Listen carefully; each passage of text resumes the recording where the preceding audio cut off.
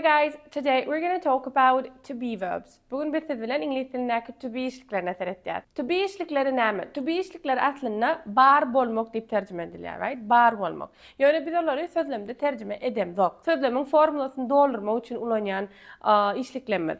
Indi siz diýip bilersiňiz sözlemiň formulasy dat o zatlary birazajyk soňrak sözlemiň guruluşy diýen temada düşünür. Hasam giňişlerini guruluşur.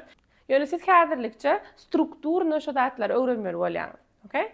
So, indi bir zada dogry düşünüň. İngiliz dilinde şular ýalyk bir sözlemliň guruluşy bar. Subject plus verb plus object. Şu İngiliz dilinde nerede sözlemleri gurmaly diýen soraga jogap bolýar. Bularyň tek geçer. Ýöne siziň häzirki düşünmeli zadyňyz biz häzir şu barada guruluşýar. Okay? Toys here, ýa-da biz subjectler barada guruluşdyk, personal pronouns, right? Men, sen, ol, biz, olar. Ve olardan soň sözlemde many aňlatýan hereket ýok bolsa, siz ikinji ýerde kökman şular ulanmaly bolýar. Many aňlatýan hereket işlik diýänimiz näme? Meselem iýýän, içýän, oturýan, turýan, telewizor görýän, tant etýän, bulan hemmesi hereket. Ve sizin sözlemiňizde şolar ýaly näme etýäň diýen soraga jogap bolan söz ýok bolsa, sizin formulaňyzy gollaýan hökmünde to be işlikler size kömek etmeli bolýarlar. Indi to be işlikler diýilende am, is and are diýen 3 tane söz jagaşy gödüňde tutýarys. To be işlikler 3'e bölünýärler. Am, is and are. Okay? Siz am bilen I ulanýaňyz, yani I am, he, she, it bilen is ulanýaňyz. He is, she is, and it is, right? Ve are bilen you, we, and they. Yani köplükde. Okay? Köplükde siz are ulanýaňyz. You are, we are, and they are. Indi siz burada düşünmeli. Men bu taýda he, she, it bilen is ulanylýar diýsem, diňe şu üçüsi bilen is ulanylýar manyny aýdamam. He bolup sizden Murat çykyş edip biler. Right? Murat is. She bolup sizde ayna çykyş edip biler. Ayna is. Ya she is ya da ayna is, right? It computer bolup çykyş edip biler, right? Laptop. Laptop is, right? Ya şunu goýmaly ya da asyl atlaryň özüni goýmaly. We bolup meselem my mom and I çykyş edip biler, right? My mom and I are bolar onlar. Right? Siz diýip bilersiňiz bu taýda I var näme üçin am däl. Ýöne bärde biz iki adamyň guruluny etýär. Eger de siz iki tane adamyň guruluny etýän bolsaňyz, onda siz kökmen are goýmaly o taýda. Okay? Men we men ejem, bir iki adam. Şoň üçin men are goýmaly boldum. They, olar, yani children bolup biler, right? Çağalar. Meselem, they are, children are in the garden, for example, right? Çağalar bagda. Siziň iň esas bilmeli zadyňyz to be işlikler diýilende, haýsy pronouns bilen haýsy to be işlik ulanylýar, şoňa teretmeli.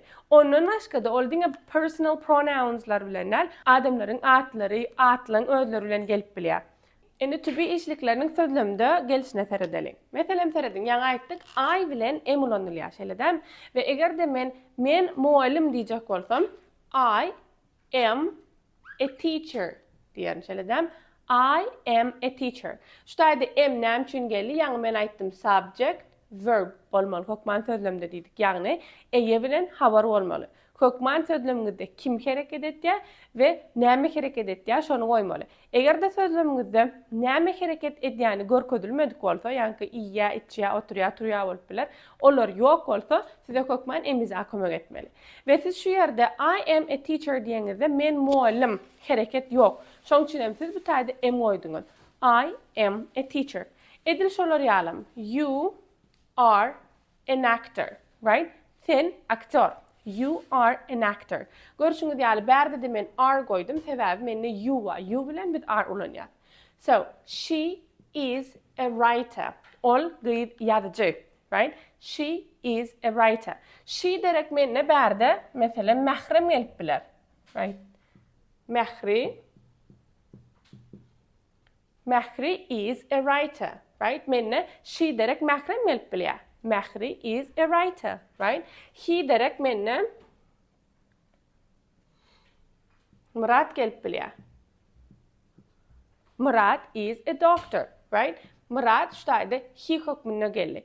Ve şoň üçin biz is ulandyk. Murat is a doctor. It is green. Ol yaşıl. Yani näme bolsa meselem alman gurrun bolup biler, right? Ite derek an apple deyip bilen, right? An apple is green, right? Sebebi apple bize cansız zat. Şoň üçin hem item goýup bilet, apple'am goýup bilet. So, biz öýde. We are at home, right? Yine de hareket yok. Biz diňe nerede diýmidi görkezýär. Biz i otyrt, içi otyrt, zat diýip gurlamdykda biz öýde diýär. Hareket yok. Şoň üçin hem we are at home diýdik.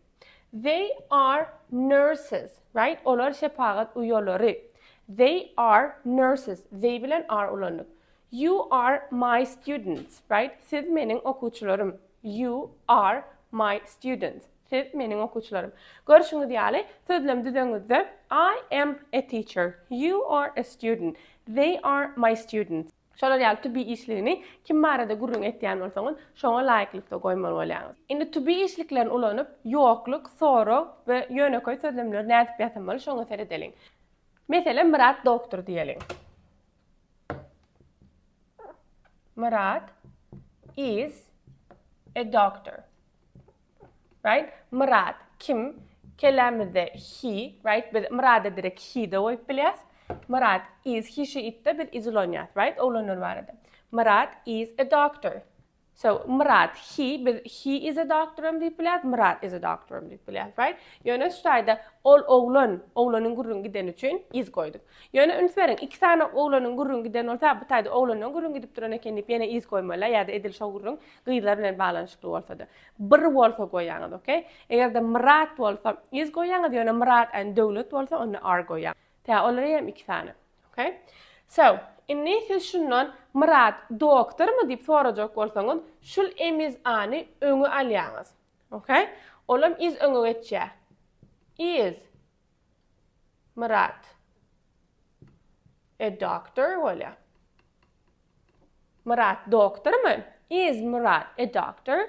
Edil şolar ýaly ýokluk etjek bolsaňyz, şuň ýzyna not berýäňiz.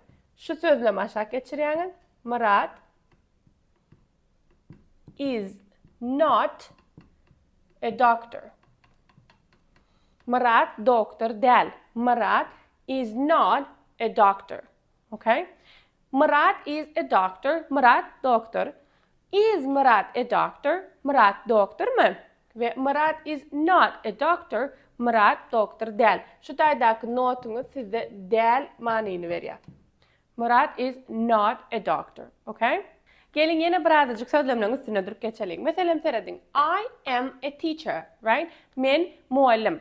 Eğer de men muallim mi deyip soracak olsam, onu am öňe geçýär, right? Am I a teacher? Am I a teacher? Right? I am not a teacher. Men muallim del. Aşağı geçelim. Maral is at home. Maral she bolan üçin, right? Maral is at home. Is ulanık. Sonra etmek için is öňe geçýär. Is Maral at home, right? Ve ýokluk etjek bolsaňyz not berýäňiz. Maral is not at home, right? Maral öýde del. So, they are at work. Olar işte, right? So, they bolan üçin a berdiňiz. Eger de olar işte mi diýip sorajak bolsaňyz, are they at work diýip sorarsyňyz, right? Ve olar işte del diýjek bolsaňyz, they are not at work diýersiňiz. Okay? Meselem siz diýin, sen owadan diýin. Nädip aýdarsyňyz şonu?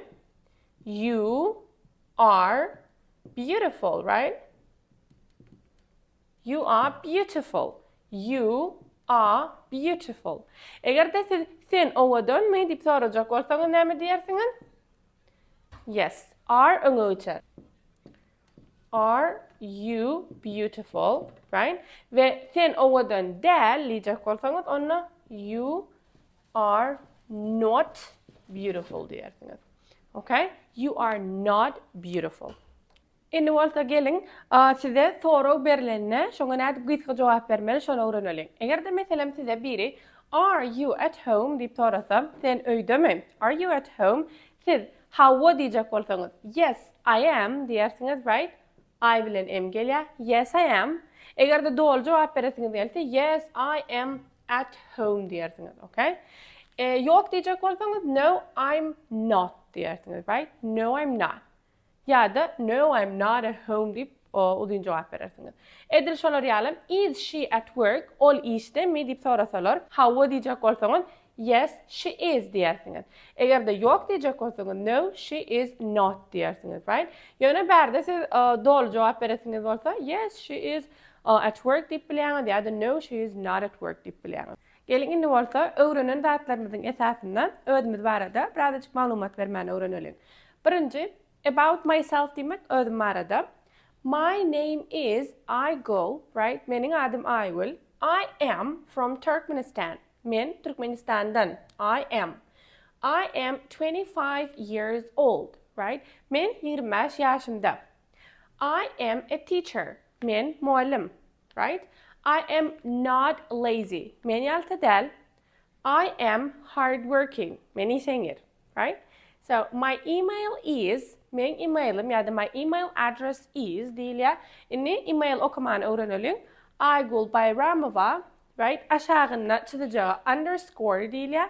Aygul Bayramova _1 at, muňa biz at diýär, at gmail.com, right? Sabaçka diýär, şo ahir tegelek, şoňa at diýär, nokotçuga dot diýär, okay?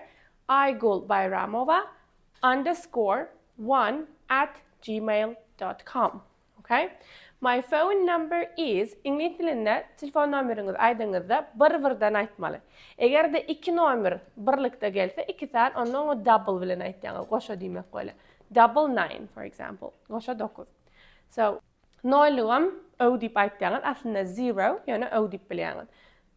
0 ýa-da öw, okay?